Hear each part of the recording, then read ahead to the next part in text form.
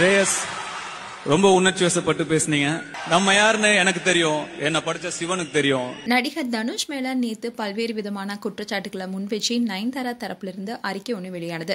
இந்த அறிக்கை தான் இப்போ கோலிவுட்ல பரபரப்பா பேசப்பட்டு வருது.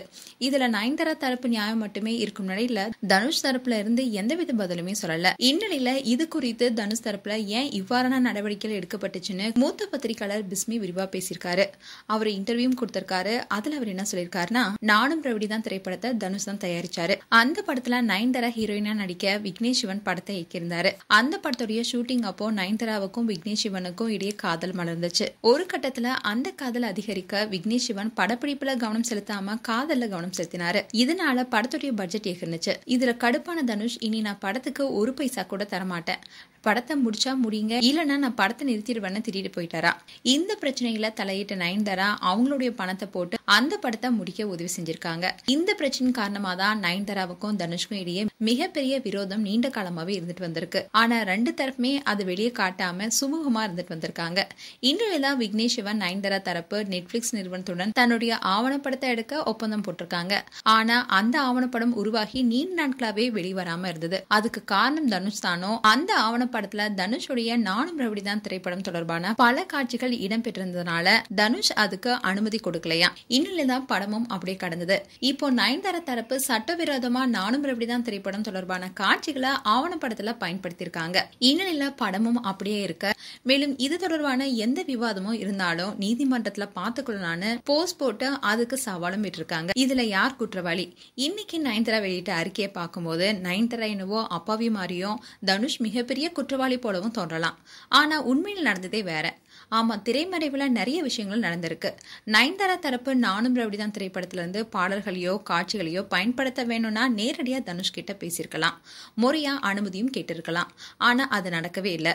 இதுல விக்னேஷ் சிவன் ஒரு பயங்கரமான வேலை பார்த்திருக்காரு.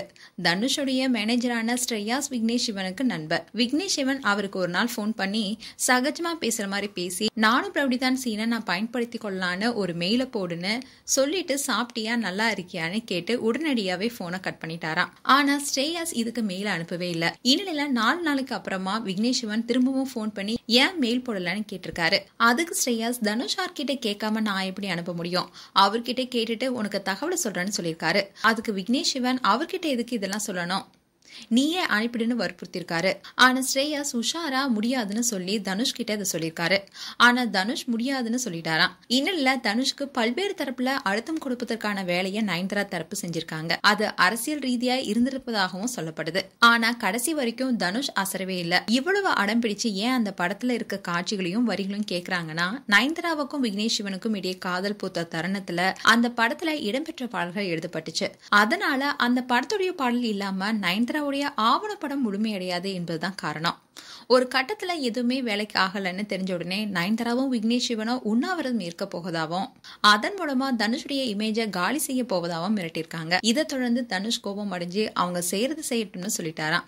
இதற்கிடையே நெட்ஃபிளிக்ஸ் நிறுவனம் ஒப்பந்தத்தின்படி ஆவணப்படம் வெளியாறதுல சிக்கல் இருப்பதனால கொடுத்த தொகையை திருப்பி கேட்டிருப்பதா சொல்லப்படுது.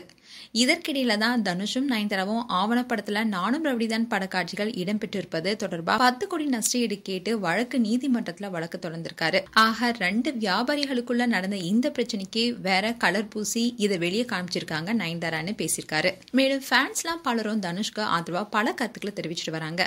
நயன்தாரா, நீங்க 3 நிமிஷம் ஒரு விளம்பரத்துல ஃப்ரீயா நடிப்பீங்களா, அண்ட் உங்களுடைய பட ப்ரமோஷனுக்கு இப்படி ஒரு வழியா, அதுக்கு தனுஷ் தான் உங்களுக்கு கிடைச்சாரான்னு பலரும் சரமாரியா கேள்வி கேட்டு வராங்க. அண்ட் ஐ ஸ்டாண்ட் வித் தனுஷ்னு எக்ஸ் பேஜ்ல ஃபேன்ஸும் ட்ரெண்ட் பண்ணிட்டு வராங்க. மேலும் தனுஷ் அண்ட் நயன்தாராவுடைய மோதல் குறித்து உங்களுடைய கருத்துக்களை கமெண்ட் செக்ஷன்ல சொல்லுங்க. இது போன்ற வீடியோஸை பார்க்க நியூஸ் தமிழ் கிளிட்ஸ் சேனலை சப்ஸ்கிரைப் பண்ணுங்க. மறக்காம நோட்டிபிகேஷன் பட்டனை கிளிக் பண்ணுங்க.